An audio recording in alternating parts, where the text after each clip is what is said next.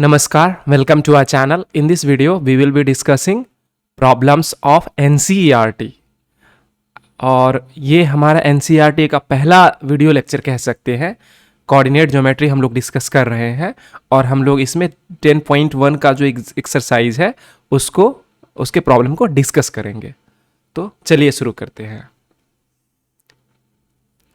Triangle इसमें क्या कह रहा है कि draw a quadrilateral in Cartesian plane. Cartesian plane का मतलब हुआ वैसा प्लेन जिसमें एक्स एक्सिस और वाई एक्सिस एक दूसरे से 90 डिग्री पे इंक्लाइंड हो, ठीक है। हुज वर्टिसेस आर -4, 5, 0, 7, 5, -5 और 4, 2। Also find its area. So सबसे पहले देखिए कि हम जानबूझ के ये ग्राफ पेपर लिए हैं। पेपर लेने का मोटो ये है कि ग्राफ पेपर लेने से थोड़ा सा आप मतलब जब हम पॉइंट वगैरह लेंगे तो थोड़ा सा मतलब क्लैरिटी ज़्यादा रहेगा। ऑल्दो हमको कोई ज़रूरत नहीं है, मोटा मोटी हमको पता रहेगा कि अगर -4, 5 है तो ऑब्वियसली -x इधर होगा और प्लस वाई इधर होगा, यानी कि -4 और 5 जो होगा वो पॉइंट हमारा यहां होगा। कोई जरूरी नहीं कि हमको पता हो कि ये वो पॉइंट यहीं पे है, लेकिन एक आइडिया रहेगा कि हाँ इस तरफ होगा, ठीक है। 0, 7 है यानी कि x 0 है और y 7 है, तो ये कुछ यहां पे आएगा। अनफॉर्चुनेटली वो छुपा हुआ है, बस -4 और 5 ये वो यहां हो गया। 7 करीब करीब यहां पे होगा और 5 -5 x 5 है और y -5 है, तो 5 -5 जो है हो गया वो यहां हुआ और -4 -2 और -2 यहां हुआ। अगर हम इस सबको मिला दें, ठीक है, तो हमको एक क्वाड्रिलेटरल बनेगा। तो पहला प्रॉब्लम हमसे यही कहता है कि आप इन सारे पॉइंट को मिला के एक क्वाड्रिलेटरल बना दीजिए।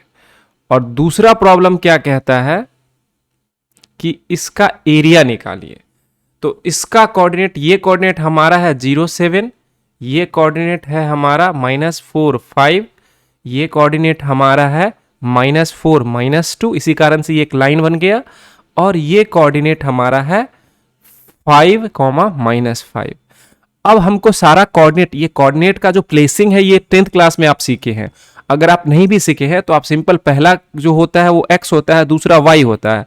हम पहले x एक्सिस में जितना लिखा रहेगा, -4 है तो -4 पे आए, और अगर +5 रहेगा तो ऊपर जाएंगे, माइनस रहेगा तो नीचे। जैसे कि यहाँ पे -2 रहा तो हम 2 स्टेप नीचे गए, +5 था तो हम 1, 2, 3, 4, 5 स्टेप ऊपर गए। तो एकदम सिंपल सा है, कोई रॉकेट साइंस नहीं है। अब हमको ये क्वाड्रिलेटरल मिल गया। क्वाड्रिलेटरल के का भी एक डायरेक्ट फॉर्मूला होता है, लेकिन हम लोग उसको अभी नहीं यूज करेंगे। हम लोग एकदम सिंपल बेसिक फॉर्मूला यूज करेंगे। हम क्या करते हैं, इस लाइन से इसको ऐसे मिला देते हैं, ठीक है। तो हम अब सबका नोमेनक्लेचर कर दें तो A इसको मान लेते हैं B, इसको मान लेते हैं C, इसको मान लेते हैं D। अब जो हमारा इस क्वाड्रिलेटरल का जो एरिया होगा वो बेसिकली इस ट्रायंगल का एरिया और इस ट्रायंगल का एरिया के सम के बराबर होगा। तो हम क्या करते हैं, लिखते हैं क्या, area of quadrilateral ABCD is equal to area of triangle ABD plus area of triangle BCD। अब अगर हम ट्रायंगल का एरिया ऑफ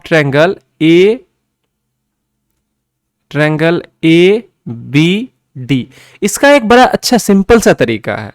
आप A B तो पता ही है और D ये तीसरा, यानी अगर हम इसको अपने मन में सोच ले कि ये हमारा पहला पॉइंट है, ये हमारा दूसरा पॉइंट है और ये हमारा तीसरा पॉइंट है, तो हमारा फॉर्मूला क्या कहता था, half mod x1 into y2 minus y3 plus x2 into y3 minus y1 plus x3 into y1 minus y2 mod close. तो हम लिखते हैं इसको फिर से एक बार, x1 मतलब 1 जिसको हम माने हैं उसका हम x लेंगे, x1 का मतलब -4 लिए और y2 माइनस y3 ये दूसरा पॉइंट है, तो y2 हमारा 7 हो गया। 7 माइनस 2 यानी कि 7 माइनस माइनस प्लस 2।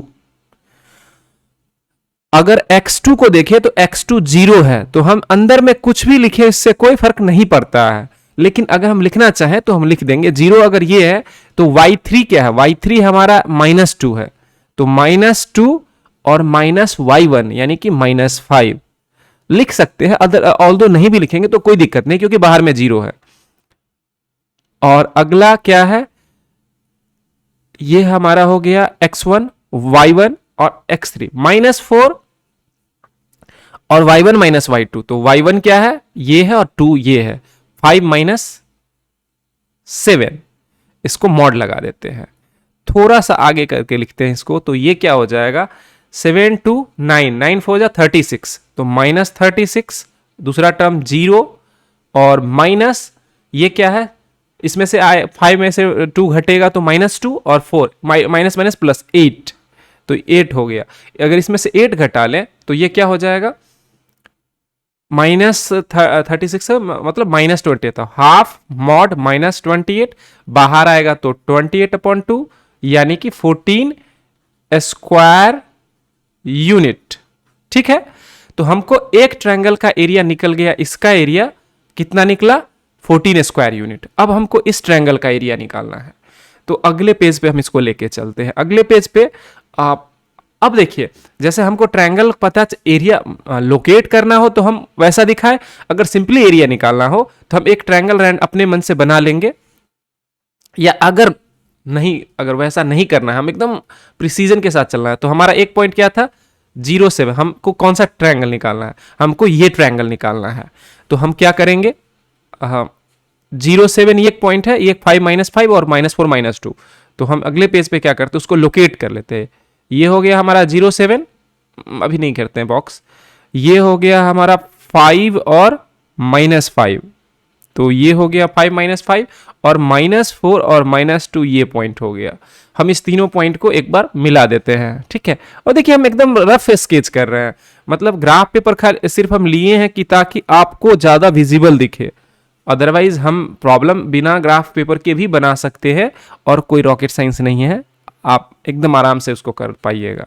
लेकिन इससे थोड़ा सा प्रॉब्लम ज्यादा विजिबल दिखेगा और सीखने में हेल्प होगा, तो हम इसीलिए इसको ले लिए -4 -2 और ये 7 2। ठीक है, अब देखिए, अब इसको हमको एरिया चाहिए, इसको हम नाम दिए है क्या B C और D।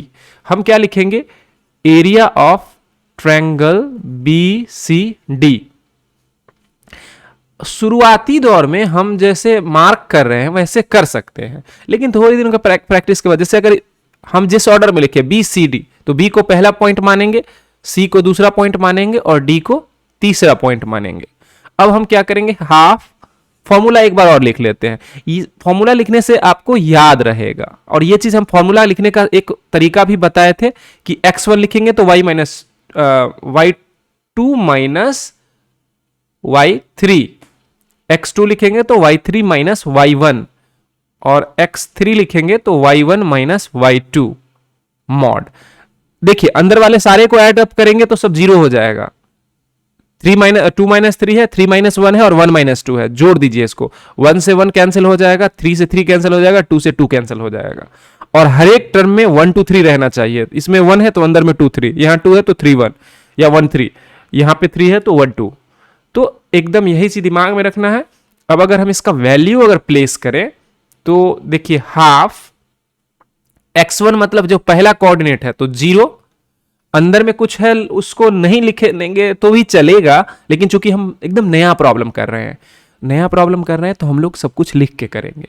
तो दूसरा y2 क्या है, y2 -5 है, -5 और -y3 क्या है, -2 है, तो ये +2 हो जाएगा। x2 क्या है, x2 मतलब सेकेंड पॉइंट का जो x कोऑर्डिनेट 5, और x2 के बाद 3 - y3 हमारा ये है -2 और ये क्या है 7 है, तो -7 प्लस x3 क्या है, x3 -4 है, तो यहां पे -4 लिखेंगे, ब्रैकेट y1 - y2, y1 क्या है 7 है और y2 क्या 5 है, तो 7 - माइनस प्लस 5 मॉड लगा दीजिए। तो हमारा क्या आएगा, हाफ मॉड, ये तो टर्म 0 ही हो गया, लिख लेते हैं एक बार फिर से। ये क्या हो गया, 7 to 9 5 जा 45, तो माइनस 45। और ये क्या हो गया, 12 4 जा 48, माइनस 48। तो ये दोनों को अगर हम जोड़ देंगे तो कितना हो जाएगा, 93/2 स्क्वायर यूनिट। तो हमको ये इस ट्रायंगल का भी आ गया और पीछे वाले ट्रायंगल का भी पता है, हम एक बार उसको कर लेते हैं एक जगह पे। तो अगर हम यहां पे एक सेकेंड, पॉइंटर चेंज करने का कोई बात नहीं है, हम इसी कलर से यूज करते हैं। तो हम अगर एरिया ऑफ ट्रापीजियम हम जो निकाले थे ये दोनों, तो क्या था, पहला एरिया क्या था 14 स्क्वायर यूनिट यानी 14 स्क्वायर यूनिट, और दूसरा था 93/2। स्क्वायर यूनिट लिखना जरूरी है क्योंकि जब तक हमको यूनिट नहीं पता है तब तक हम स्क्वायर यूनिट लिखेंगे। और जब आप फिजिक्स अगर पढ़िएगा तो वहां पे जब यूनिट डायमेंशन सिखाया जाएगा तो आपको बताया जाएगा कि बिना डायमेंशन यूनिट लिखे आपका प्रॉब्लम अधूरा है। ठीक है, सिंपल लॉजिक है। 100 का नोट और 20 का नोट में डिफरेंस है ना। अब कोई आपको बोले 5 नोट देने के लिए, तो आप लोग क्या देना होगा तो छोटा से छोटा नोट देगा, लेना होगा तो बोलेगा 2000 का नोट दे। तो ये हो गया 28 + 93/2, जो कि हो जाएगा 1 और 1 स्क्वायर यूनिट। ये हमारा हो गया आंसर। अगली बार से या तो हम पेन चेंज कर देंगे और या फिर थोड़ा सा कुछ और करेंगे। तो ये हमारा हुआ फाइनल आंसर, यानी कि हमारा आंसर हो गया 1/2 स्क्वायर यूनिट। ठीक है, अगले प्रॉब्लम पे चलते हैं। प्रॉब्लम बहुत फेयरली सिंपल है। इसमें क्या कह रहा, base of an equilateral triangle. Equilateral triangle मतलब जिसका तीनों साइड बराबर हो, यानी कि अगर हमारा ट्रायंगल का साइड अगर 2a दिया हुआ है तो ये भी 2a है, ये भी 2a है, ये भी 2a है। Equilateral triangle with side 2a lies along y axis, यानी कि ये 2a लेंथ का जो होगा ट्रायंगल वो कुछ इस तरह से है, मतलब ऐसे हो सकता है, ऐसे हो सकता है, ऐसे हो सकता है, ऐसे हो सकता है। मतलब अलोंग बोलने का मतलब क्या, इसके थर्ड वर्टिसेस के बारे में बताया नहीं है। तो थर्ड वर्टिसेस जो होगा वो राइट साइड में भी हो सकता है y एक्सिस के, या लेफ्ट साइड में भी हो सकता है। ठीक है, तो हम इसको नहीं जानते हैं। ठीक है, हम इसको दिखाने के लिए दे दिए, इस सबको हम हटा देते हैं। Such that mid point of the base is at origin. अब देखिए, इक्विलेटरल ट्रायंगल बड़ा ही टिपिकल ट्रायंगल है। इसका जो मिड पॉइंट होता है उससे अगर हम लाइन को मीट कराएं तो ये परपेंडिकुलर बाइसेक्टर भी हो जाएगा, ये एंगल बाइसेक्टर भी होगा, तो मीडियन भी होगा, ये बराबर, ये दोनों बराबर भी होता है। तो कहने का मतलब है कि इक्विलेटरल ट्रायंगल का अगर मिड पॉइंट ऑरिजिन पे है, इसका मतलब ये हुआ कि वो हमारा 2a वाला जो लाइन है वो जितना यूनिट a ऊपर है, अगर मान लेते हैं 2 यूनिट है, लेकिन हम कोई जरूरी नहीं 2 यूनिट, हम एक उसको जनरलाइज करके ही रखते हैं। अगर मतलब 1.5 यूनिट अगर ऊपर है तो 1.5 यूनिट ये नीचे होगा। ये हमारा अगर a है तो ये भी a होगा। अब हमारे पास 2 ऑप्शन है, या तो ये सामने के तरफ जो है इस तरफ हो सकता है, और या ये इस तरफ हो सकता है। तो इसके लिए हमको क्या करना है कि हम अपने मन से एक रैंडमली सोचेंगे कि चलो ए अपने मन से ड्रॉ कर दिए हम। अब इसके डायमेंशन को या इस पे दिखाते ही नहीं तो कंफ्यूजन होता है। एक हम एक्स एक्सिस और वाई एक्सिस ले लेते हैं रैंडमली। ठीक है, अब अगर इस पे अगर ये ए यूनिट, ये इक्विलेटरल ट्रायंगल है और ये ए यूनिट है, अगर मिड पॉइंट इसका अगर ओरिजिन पे है, ओ पे है, तो ए यूनिट ऊपर ए यूनिट बाहर, और ये भी 2 यूनिट होगा। और अभी हम बताए कि जो मिड पॉइंट से पास करने वाला लाइन जो होता है, अगर उसको हम थर्ड वर्टेक्स से मिलाएंगे तो ये परपेंडिकुलर बाइसेक्टर होगा, एंगल बाइसेक्टर होगा और मीडियन होगा, तीनों होगा। ये परपेंडिकुलर बाइसेक्टर भी होगा, एंगल बाइसेक्टर भी होगा और मीडियन भी होगा। मीडियन भी होगा, मतलब कि ये तीनों चीज होगा। और चूंकि मिड पॉइंट बोला तो एक तरह से मीडियन, ये लाइन जो हो गया वो मीडियन हो गया, तो ये एंगल बाइसेक्टर भी होगा। तो अगर ये ए है और ये 2a है तो हम राइट एंगल ट्रायंगल से, पाइथागोरस से अगर हम इसका नोमेनक्लेचर करें, ये ओ है, इसको मान लेते हैं ए, इसको मान लेते हैं बी, इसको मान लेते हैं सी, तो हम कह सकते हैं A B is equal to under root, नहीं हमको ओ ए चाहिए, sorry, O A is equal to under root A B square minus O B square. इसमें हम लगा सकते हैं ना, A B square is equal to O A square plus O B square. यहां से हम क्या करें, ओ ए निकालें। अब हम देखते हैं ए बी क्या है, बेसिकली एक साइड है इक्विलेटरल का, तो ए बी का स्क्वायर क्या मतलब क्या हुआ, 4a square, minus O B क्या है हमारा, ए है, तो ए स्क्वायर, तो ये हो गया अंडर रूट 3a स्क्वायर, जिसको हम लिख सकते हैं रूट 3a। तो इसका जो मीडियन का जो हाइट हो गया, लेंथ हो गया, ये हो गया रूट 3a। तो ये पॉइंट क्या हो गया, रूट 3a 0। और ये चीज सिमिलरली हम अगर या तो इसको हम मॉड ए लिख देते, मतलब रूट के अंदर है तो इसको हम प्लस माइनस ए लिख सकते हैं, इसको हम मॉड ए लिख सकते हैं, ठीक है। या ऐसे भी बोल सकते हैं कि यही चीज हमारा इस तरफ भी हो सकता है और इसके कारण से इसका वर्टिसेस इधर भी हो जाएगा, और वो चीज यहां भी है। मॉड ए अगर होगा, यानी कि अगर ये पॉजिटिव होगा तो रूट 3a इधर हो जाएगा, ए निगेटिव होगा तो इधर हो जाएगा। तो यहां मॉड लगाने से ज्यादा अच्छा हम कहेंगे कि रूट 3a हम इसको लिए, और चूंकि ये सिंपली पूछ रहा है कि ये नहीं बताया कि हमारा थर्ड वर्टेक्स जो है वो राइट हैंड साइड में वाई एक्सिस के है कि लेफ्ट हैंड साइड में, तो हम सिंपली कहेंगे कि जो हमारा थर्ड वर्टेक्स होगा वो रूट 3a भी हो सकता है, या a और 0 भी हो सकता है, और माइनस रूट 3a 0 भी हो सकता है, ठीक है। तो हमसे कुछ find the vertices of the triangle, तो इसका वर्टिसेस अगर की बात करें तो ये अगर ओरिजिन पे है, a हाइट है, तो इसका हो जाएगा x0 और a, इसका क्या होगा x0 और माइनस a, और यानी कि 0a 0 माइनस a, ये दो वर्टिसेस फिक्स है। और तीसरा वर्टेक्स ये भी हो सकता है या ये भी हो सकता है, यानी कि आप इसको दो ग्रुप बना सकते हैं। पहला ग्रुप में होगा ये तीनों वर्टिसेस, ये तीनों मतलब ऐसे, और दूसरे वाले में ये दोनों अब प्लस ये, ठीक है। तो यही हमारा फाइनल आंसर हुआ, ठीक है। तो कहने का मतलब यह है कि आप जो भी अलजेब्रा में जो कंसेप्ट सीखे हैं उसको आप एकदम यहां पे यूज कर सकते हैं, और उससे आपका प्रॉब्लम आराम से सॉल्व होगा, ठीक है।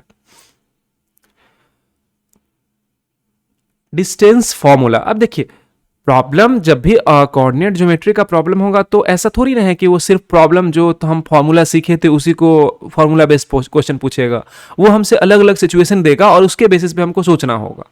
तो देखिए क्या बोल रहा है कि फाइंड डिस्टेंस बिटवीन 2 पॉइंट ये और ये given when PQ is parallel to y axis. अगर ये हमारा वाई एक्सिस है, ये हमारा वाई एक्सिस है और ये हमारा एक्स एक्सिस है, ऑब्वियसली ये ओरिजिन है 0 0 पे, तो अगर एक्स एक्सिस के पैरेलल अगर PQ है, यानी कि एक्स एक्सिस के पैरेलल होने का मतलब मान लेते हैं कि कहीं पे ये लाइन ऐसे करके है, एक्स एक्सिस के पैरेलल है, ठीक है। ये हमारा मान लेते हैं P है x1 y1, और ये हमारा है Q x2 y2। अब अगर x एक्सिस के पैरेलल जब कहता है, जब दो लाइन अगर पैरेलल होता है तो हम क्या जानते हैं, ये उन दोनों के बीच का डिस्टेंस कांस्टेंट होता है। यही बात है, यहां भी यही बात है कि ये इसके बीच का डिस्टेंस जो होगा वो हमेशा कांस्टेंट होगा। इसका मतलब ये हुआ, एक चीज पता है, ये पुराने कंसेप्ट, एक और चीज पता है कि हमको जब हम कोई पॉइंट P x y जब बोलते हैं तो x क्या होता है, x उस पॉइंट का x जो होता है y एक्सिस से इस पॉइंट का डिस्टेंस होता है, परपेंडिकुलर डिस्टेंस। यानी कि अगर हम कोई P x अगर बोले तो अगर कहीं भी है तो x कोऑर्डिनेट जो होता है y से परपेंडिकुलर डिस्टेंस होता है, y जो होता है वो x से परपेंडिकुलर डिस्टेंस होता है। तो अगर y एक्सिस से अगर इसका डिस्टेंस फिक्स है, इसका मतलब इसका x कोऑर्डिनेट फिक्स है, x कोऑर्डिनेट फिक्स है, इसका मतलब x1 is equal to x2। अब हम डिस्टेंस फॉर्मूला लगाएंगे, PQ is equal to under root x1 minus x2 का whole square y1 minus y2 का होल स्क्वायर। अगर x1 x2 बराबर है तो ये 0 हो गया, y1 माइनस y2 का होल स्क्वायर, तो इसको हम लिखेंगे मॉड y1 माइनस y2। ये हमारा हो गया डिस्टेंस इस PQ का, अगर ये y एक्सिस के पैरेलल है। लाइकवाइज हम क्या सोच सकते हैं, इसमें क्या बोला, PQ अगर x एक्सिस के पैरेलल है। अगले पेज पे इसको देख लेते हैं। सेकेंड प्रॉब्लम जो हमारा था क्या था कि अगर PQ x एक्सिस मान लेते हैं, और कोई जरूरी नहीं कि हम इसको दोनों एक्सिस को कट करता हुआ ही, हो सकता है वो लाइन इधर भी हो, तो हम एक जेनरिक लाइन लेते हैं अपने मन से, और हम इसका कोऑर्डिनेट मार्क नहीं करें, इसका मतलब कि वो कहीं भी होगा, ये बस हम दिखाने के लिए कि ये x एक्सिस के पैरेलल है, Q x2 y2। तो देखिए इस वाले में क्या है कि इस वाले में इस लाइन का x एक्सिस से डिस्टेंस, बोल क्या रहा है क्वेश्चन में, बोला है कि x एक्सिस के पैरेलल है, मतलब PQ parallel to x axis. ठीक है, पैरेलल शॉर्ट फॉर्म में लिखने का तरीका है, डबल दो लाइन के बाद ऊपर में L कर दीजिएगा तो पैरेलल हो जाएगा, parallel to x axis. x axis parallel होने का मतलब हुआ कि इस लाइन पे कोई भी पॉइंट होगा उसका डिस्टेंस जो है वो फिक्स होगा, और हमको पता है कि x, जब हम x p x y की जब बात करते हैं तो x जो होता है वो y एक्सिस से इस पॉइंट का डिस्टेंस होता है, और x क्या होता है, y क्या होता है, x एक्सिस से इसका डिस्टेंस होता है। इसका मतलब इस केस में जब ऐसा होगा तो y1 is equal to y2 होगा। इसमें आप अगर रीजनिंग लिखना चाहे तो दो चीज लिख सकते हैं। पहला चीज ये लिखना होगा कि since PQ is parallel to x axis, PQ जो है x एक्सिस के पैरेलल है, इस कारण से PQ का डिस्टेंस x एक्सिस से फिक्स्ड होगा। दूसरा चीज लिख देंगे कि PXY अगर कोई पॉइंट है, या मान लेते हैं कोई नया पॉइंट लेते हैं AXY, मान लेते हैं AXY अगर कोई पॉइंट है तो उसका x कोऑर्डिनेट जो होता है वो distance of this point from y axis, यानी x कोऑर्डिनेट जो होता है, एब्सिसा जो होता है वो y एक्सिस से डिस्टेंस होता है, और ऑर्डिनेट जो होता है, y कोऑर्डिनेट जो होता है वो x एक्सिस से डिस्टेंस होता है।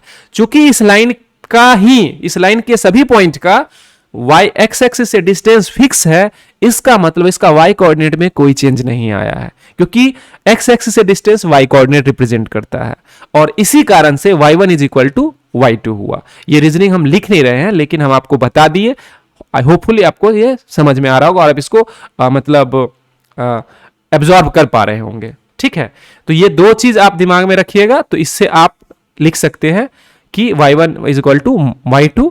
और अब हम डिस्टेंस फॉर्मूला लगाएंगे। तो डिस्टेंस एग्जाम में लिखने का ये तरीका नहीं है, एग्जाम में लिखने के लिए थोड़ा सा आपको लिखना पड़ेगा, तो हम वो सब चीज भी सिखा देंगे। अभी हम ज्यादा मेनली फोकस करते हैं प्रॉब्लम सॉल्व करने पे। अब हमारा y1 is equal to y2 है तो हम लिखेंगे अंडर रूट, और y1 is equal to y2 है तो हम लिखेंगे x1 माइनस x2 का होल स्क्वायर प्लस 0, जिसको हम लिख सकते हैं mod x1 minus x2। Mod लिखने का यहाँ मोटो ये है कि x1 हमको पता नहीं x1 बड़ा है कि x2 बड़ा है, हम यहाँ पे ऐसे लिख दिए, लेकिन हमको पता नहीं है कि x1 बड़ा है कि x1 y1 कहाँ पे है, तो मॉड इसलिए लिख दिए ताकि हमको ये हमेशा दोनों ही केस में सही रहे। अगर x1 बड़ा है तो ठीक है, x1 माइनस x2 हो जाएगा, अगर x2 बड़ा है तो मॉड ले लेंगे तो वो x2 माइनस x1 हो जाएगा। ठीक है, तो यही चीज है इस प्रॉब्लम में। यही अगला प्रॉब्लम को देखते हैं। Find the point on x axis which is equidistance from this. देखिए क्या वर्ड बोला, इक्विडिस्टेंस। इसका मतलब जो पॉइंट हमको, जो जनरल पॉइंट है, जैसे अगर कुछ नहीं पता रहता तो हम क्या करते, हम अननोन पॉइंट को PXY मानते, लेकिन हमको पता है कि कोई पॉइंट अगर x एक्सिस पे होगा तो उसका y कोऑर्डिनेट 0 होगा, तो हम क्या लिखेंगे, लेट r, अगर हम एग्जाम में लिखना चाहें उस तरीके से, let r general point. General point का मतलब जब क्या बोला कि अ पॉइंट बोला, यानी कि कोई भी पॉइंट है तो हम जनरल पॉइंट ले लिए, let R general point on x axis is equal to क्या मान लेते हैं, PX0, क्योंकि x एक्सिस पे है तो ऑब्वियसली इसका y कोऑर्डिनेट 0 होगा, और are given point are given points are, एक को मान लेते हैं A 7 6, दूसरे को मान लेते हैं B 3 4। अब इसको हम यहाँ पे मतलब ग्राफ पे अगर हम दिखाना चाहें तो ग्राफ पे दिखा सकते हैं, इसमें कोई दिक्कत नहीं है। लेकिन चूंकि हमको x के बारे में पता नहीं है तो हम प्रेफरेबली अभी हम अलजेब्रा को फॉलो करेंगे। चूंकि P point equi distance AB से है तो हम कह सकते हैं अकॉर्डिंग टू क्वेश्चन, ये सब एग्जाम लिखने का तरीका है, हम बेकार में भी टाइम वेस्ट कर रहे हैं, हम आगे में नहीं करेंगे। PA is equal to PB, दोनों तरफ स्क्वायर कर देंगे, PA square is equal to, exam जब आएगा तो हम उस टाइम में हम बता देंगे इस तरीके से। तो PA square is equal to PB square, PA square distance formula से क्या हो जाएगा, x माइनस 7 का स्क्वायर प्लस 0 माइनस 6 का square is equal to x minus 3 का स्क्वायर प्लस 0 माइनस 4 का स्क्वायर। इसको अगर हम सिंप्लीफाई करें तो यहीं पे कर लेते हैं, बेकार में अगले पेज पे जाएंगे तो फिर बहुत सारा चीज हो जाएगा। यहां लिखते हैं तो क्या हो जाएगा, x square plus 49 minus 14 x plus 36 is equal to, नीचे से क्या आएगा, x square plus 9 minus 6x और प्लस 16। तो अब हम क्या करते हैं, एम्प्लाइज का सिंबल लगा दे, एक्स स्क्वायर से एक्स स्क्वायर कट गया और x इधर बड़ा है, इसको इस तरफ लाते हैं तो क्या हो जाएगा 14x माइनस 6x और इधर क्या है 49 प्लस 36 माइनस 9 माइनस 16, यानी कि इसको लिख सकते हैं 40 प्लस 20 इज इक्वल टू 60। ठीक है, लेफ्ट हैंड साइड में क्या आएगा, 8 आएगा, 8x इज इक्वल टू 60, यानी x is equal to 60 upon 8, 4 2 जा और 4 15 जा, यानी कि हमारा जो x आया, x क्या आया 15 अपॉन 2, जिसको हम लिख सकते हैं 7.5। तो हमारा जो जनरल पॉइंट है, तो आर रिक्वायर हम क्या लिखेंगे, आर रिक्वायर, थोड़ा क्लटर्ड हो गया ना, रिक्वायर्ड पॉइंट क्या है, is equal to P x0, इसको हम लोग 3 लाइन से ड्रॉ कर लिखते हैं, क्योंकि कोऑर्डिनेट को इक्वलिटी से नहीं लिखा जाता, अगर पॉइंट उसके साथ लिखा हो तो हम ऐसे लिख सकते हैं। ऑल्दो हम लोग जनरली हम इक्वलिटी को भी यूज कर लेते हैं, बट आइडियली नहीं करना चाहिए। तो ये हमारा हो गया रिक्वायर्ड पॉइंट 7.5, 0। ठीक है, अगले प्रॉब्लम पे चलते हैं। Find the slope of the line which passes through origin and mid point of the line segment joining point this and this. Slope of the line, जैसे स्लोप का हमको फॉर्मूला क्या बताया गया है, स्लोप अगर ऑफ अ लाइन को हम लोग m से डिनोट करते हैं, m को क्या लिखते थे हम लोग, y2 minus y1 upon x2 minus x1, जहां पे हमारा पॉइंट क्या होता था, मान लिए x1 और q मान लिए x2 y2। तो देखिए हमारा यहां पे एक पॉइंट ओरिजिन है, ये तो हम जनरल फॉर्मूला के लिए लिखे, हमको गिवन क्या ओरिजिन, एक पॉइंट ओरिजिन है O00 है, और दूसरा पॉइंट जो है मिड पॉइंट ऑफ सेगमेंट। पहले मिड पॉइंट का फॉर्मूला आप लोग को पता ही होगा, ये 10th में ही पढ़ा हुआ है, मिड पॉइंट इसका, इसी का अगर मिड पॉइंट अगर देखिए, अगर PXY mid point of PQ अगर बात करें तो क्या होता है, x1 plus x2 upon 2, y1 plus y2 upon 2, यानी कि दोनों कोऑर्डिनेट का जो एवरेज पॉइंट होता है उसी को हम वही मिड पॉइंट होता है। इसको निकालने का एक और तरीका है कि अगर सेक्शन फॉर्मूला अगर आप देखें तो सेक्शन फॉर्मूला में क्या लिखते हैं, mx2 plus nx1 upon m plus n, my2 plus ny1 upon m plus n, जहां पे मतलब सेक्शन फॉर्मूला में क्या होता है कि अगर एक लाइन है, इसको हटाइए, एक लाइन है, इसको कोई पॉइंट ए बी अगर कोई लाइन है, इसको अगर P कोई पॉइंट है जो m/n के रेशियो में डिवाइड करता है, तो हम उसका उस P पॉइंट का कोऑर्डिनेट हम ऐसे लिख सकते हैं। तो अगर ये मिड पॉइंट है, इसका मतलब क्या हुआ, m=n, आप इसमें m=n कीजिए, तो जहां जहां mx2 और जहां जहां n है वहां m लिख दीजिए, m क्योंकि दोनों बराबर है तो हम कोई एक में कन्वर्ट कर लेंगे, m या n में, दोनों ही चलेगा, x1 और नीचे में 2m, और यहां पे लिखेंगे my2 plus my1 upon 2m। अब देखिए दोनों में से m अगर कॉमन लेंगे तो क्या आ जाएगा, x1 प्लस x2 अपॉन 2, और इसको लिखेंगे तो y1 प्लस y2 अपॉन 2। तो ये हमारा मिड पॉइंट का फॉर्मूला आ गया। अब हमारा प्रॉब्लम बहुत बेसिक है, हमको दिया हुआ है पॉइंट P और B दिया हुआ है, तो इस ओरिजिन O है, अगर PB मिड, हम लिखेंगे mid point of PB is equal to, P हमारा क्या है 0 4 है, तो x इसका पहला पॉइंट x पहला मतलब x1 जो है वो 0 है, प्लस x2 क्या है 8 है, तो प्लस 8 अपॉन 2। दूसरा क्या है -4 और ये क्या है 0 है अपॉन 2। देखिए हम हर एक पॉइंट को मतलब कोऑर्डिनेट पे प्लेस नहीं कर रहे हैं, उसका रीजन ये है कि कोई ना तो जरूरत है उसकी और ना उससे कोई हमारा सिंप्लीफिकेशन होगा, लेकिन जहां जहां हमको लगा कि उसको यूज करने से सिंप्लीफिकेशन होगा वहां वहां हम जरूर उस चीज को मेंशन करेंगे। ठीक है, तो यहाँ पे हम ये 0 और -4 को हम चाहते दिखाना, तो x में 0 और y में -4, वो पॉइंट यहाँ होता, और 8 0 अगर x 8 है y 0 है तो वो पॉइंट यहाँ होता, लेकिन इसको दिखाने से हमको कोई फायदा है नहीं। ठीक है, या अगर है तो हम अगले पेज पे दिखा देते हैं। तो हमारा क्या निकला कोऑर्डिनेट 4 और -2, 4 इस यहां से 4 और इससे -2, हमको अब पॉइंट भी आ गया, तो इस पॉइंट को हम मान लेते हैं कि ये पॉइंट यहाँ पे A नहीं है तो हम इसको A मान लेते हैं, तो हमको मिल गया पॉइंट O 0 0 और दूसरा पॉइंट मिला A जो कि है 4 और -2।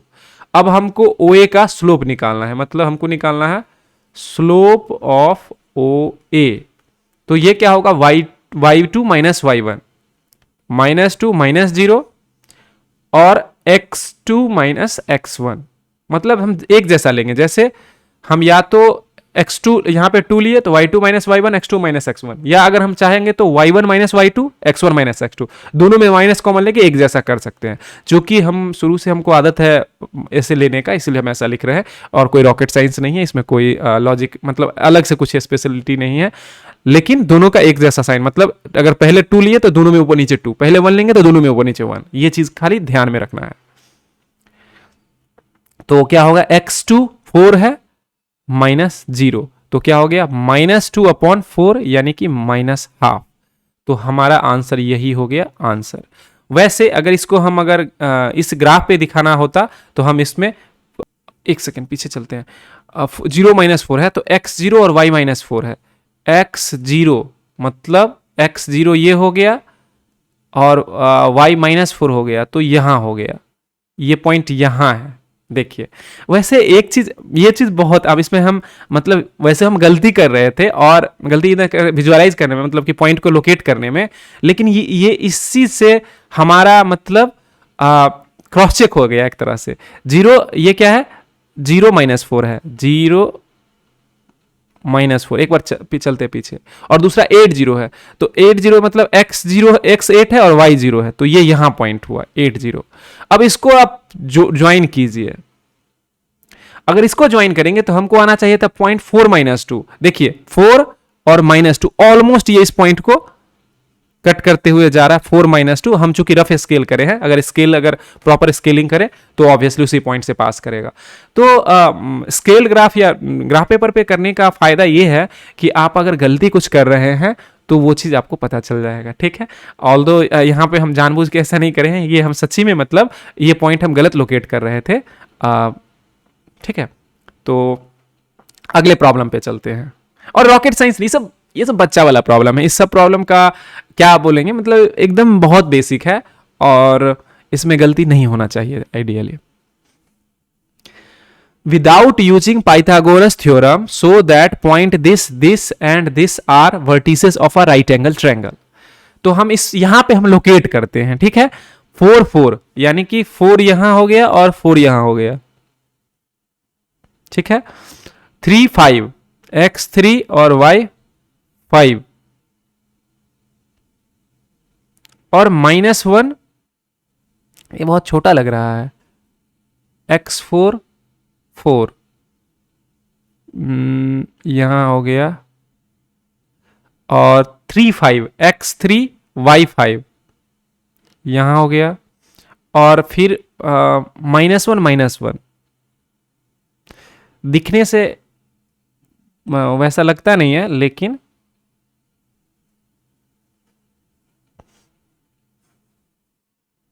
देखिए दिखने से भी लग गया, ठीक है, लेकिन उसको हम नहीं ऐसा सोचेंगे। 4 4 सॉरी, ये है 3 5, 4 4 3 5, और ये क्या है -1 -1। हम ABC, किसी को ABC ले लेते हैं, A B C। अब हमको पाइथागोरस यूज नहीं करना है, बिना पाइथागोरस यूज किए हमको ये प्रूफ करना है कि ये राइट एंगल ट्रायंगल है। और राइट एंगल ट्रायंगल का कंडीशन होता है कि अगर एक एंगल राइट एंगल हो तो हम उसको सिंपली राइट एंगल ट्रायंगल बोल सकते हैं। यहाँ पे बेसिकली हमको स्लोप ऑफ लाइन यूज करके ये प्रूफ चाहता है कि हम प्रूफ करें कि ये लाइन परपेंडिकुलर है। और लाइन, अगर परपेंडिकुलरिटी के बारे में हम जब पढ़े थे तो हम बोले थे कि अगर एक लाइन का स्लोप m1 है, दूसरे लाइन का स्लोप m2 है, तो हम देखेंगे कि m1 m2 अगर -1 हो जा रहा है तो हम कह सकेंगे कि दो लाइन परपेंडिकुलर है। तो सबसे पहले हम क्या करते हैं, तीनों लाइन का स्लोप निकाल लेते हैं। तो हम मान लेते हैं कि स्लोप ऑफ ए बी मान लेते हैं। तो स्लोप ऑफ ए बी क्या है, ए बी ये है, तो x2 b के तरफ x2 है, यानी कि 4 - 5 और 4 - 3। तो ये ऊपर में क्या हो गया -1 और नीचे में हो गया +1, यानी कि इसका स्लोप हो गया -1। स्लोप ऑफ BC, BC क्या है, C है -1, यानी कि -1 - 4 और -1 - 4, यानी कि हो गया ये 1। स्लोप इससे आगे करने की जरूरत नहीं है, लेकिन चूंकि हम अभी सीख रहे हैं तो हम इसको निकाल लेंगे, कोई इसमें गलती नहीं है, ठीक है। तो AC क्या हो जाएगा, AC या CA बोल भी सकते, AC अगर लिखेंगे तो हो जाएगा -1 - 5 और -1 - 3, तो हो गया ये -6/-4, जो कि -+3/2। अब देखिए यहां पे स्लोप AB का और BC का स्लोप है, तो AB का स्लोप क्या है, स्लोप ऑफ AB 1 है, -1 है, स्लोप ऑफ BC +1 है। दोनों का अगर प्रोडक्ट ले, यानी अगर इसके स्लोप को हम m1 मान ले से और इसके स्लोप को m2 मान ले से, तो क्या हो जाएगा, m1 m2 is equal to -1 हो गया। इसका मतलब हम कह सकते हैं hence AB is perpendicular to BC, hence यहां ने लिखिए, so hence triangle ABC is a right angled triangle. तो ये हमारा प्रूफ हो गया। फेयरली सिंपल है और एकदम सिंपल कंसेप्ट को यूज करके और ये करा हुआ है, ठीक है। अगले प्रॉब्लम पे चलते हैं। Find slope of a line which makes angle 30 degree with positive direction of x axis. Direction के बारे में हम लोग अभी से पहले भी मेंशन करे थे और थोड़ा सा और कमेंट कर देते हैं। ये हमारा एक्स एक्सिस है, ये हमारा है वाई एक्सिस है, ये हमारा ओरिजिन है O0 0 है। तो positive direction of x axis ये होता है, ये पॉजिटिव डायरेक्शन है, ये हमारा negative direction of x axis है, ये positive direction of y axis है और ये negative direction of y axis है। तो इसमें कोई किसी को डाउट नहीं है। जब भी हम एंगल अगर कुछ नहीं मेंशन करा हो, अगर सिंपली स्लोप की बात करें तो स्लोप होता है inclination of that particular line with positive direction of x axis anti clockwise. जब तो ये एंगल जो हमारा होता है ये इसी को हम यही इंक्लिनेशन हुआ स्लोप के लिए जो हम इंक्लिनेशन यूज करते हैं वो। लेकिन अगर कभी कभी हमको कोई जरूरी नहीं कि हमेशा एक्स एक्सिस के साथ दे, जैसे इस केस में क्या बोला कि अगर हमारा लाइन जो है positive direction of y axis, positive direction ये है, अगर एक लाइन ड्रॉ कर लेते हैं और पॉजिटिव डायरेक्शन के साथ अगर ये 30 का एंगल, अगर किस डायरेक्शन में बना रहा है वो भी देखना है, एंटी क्लॉकवाइज डायरेक्शन में, तो ये डायरेक्शन क्या हो गया, क्लॉकवाइज हो गया और ये एंटी क्लॉकवाइज हो गया। तो इसका मतलब हम इसको थोड़ा सा एक्सटेंड करेंगे और इस डायरेक्शन में देखेंगे तो 30 का ये एंगल यहां बना रहा है। अगर यहां एंटी क्लॉकवाइज के जगह पे क्लॉकवाइज होता तो लाइन का ओरिएंटेशन हमको चेंज करना होता। क्यों होता, क्योंकि ये विजिबली दिख रहा है कि ये 90 से बड़ा एंगल है और 30 डिग्री ये हो नहीं सकता है, तो उस केस में हमको लाइन को ऐसे लेना पड़ता और तब हम क्लॉकवाइज एंगल लेते। ठीक है, तो एंटी क्लॉकवाइज डायरेक्शन में 30 का एंगल बना रहा है और हमको इसका स्लोप पूछ रहा है। जब भी ऐसा करे तो हम पहले ड्रॉ कर लेंगे। ड्रॉ जरूर इस केस में, जैसे अभी हम एक दो प्रॉब्लम पीछे हम बोले थे कि हमेशा ड्रॉ करना जरूरी नहीं है, जो कि सही है, लेकिन कुछ जगह पे ड्रॉ करना से हमारा प्रॉब्लम बहुत ज्यादा विजिबल होता है और बहुत ही एडवांटेजियस होता है। इस केस में आपको ड्रॉ करना जरूरी है। अगर इस केस में आप ड्रॉ नहीं करेंगे तो आपका प्रॉब्लम अच्छे से क्लियर नहीं होगा। अब ये यहां पे 30 है, इसको है हम यहां पे मतलब वर्टिकली अपोजिट एंगल 30 लिख सकते हैं। ऑब्वियसली रेक्टेंगुलर कोऑर्डिनेट है तो ये 90 होगा, तो ये 60 होगा। अब ये पूरा लाइन क्या हो जाएगा 180 और -60, या हम इसको 120 भी लिख सकते हैं। हमारा स्लोप क्या होता है, हमारा स्लोप होता है m is equal to tan theta, where theta is angle measured in from positive direction of x axis in anti clockwise direction. मतलब कि पॉजिटिव एक्स एक्सिस से एंटी क्लॉकवाइज में जो एंगल बनेगा वो एंगल हमारा 30 होगा। ये बोलना जरूरी इसलिए होता है कि अगर इसी एक्सिस से क्लॉकवाइज एंगल जो होगा वो 30 डिग्री ही होगा, तो इसीलिए ये बोलना जरूरी होता है।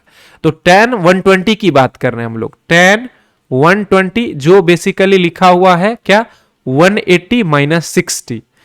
हम हमेशा बड़े एंगल को छोटे एंगल में कन्वर्ट कर लेते हैं और 180 में क्या होता है साइन चेंज नहीं होता है।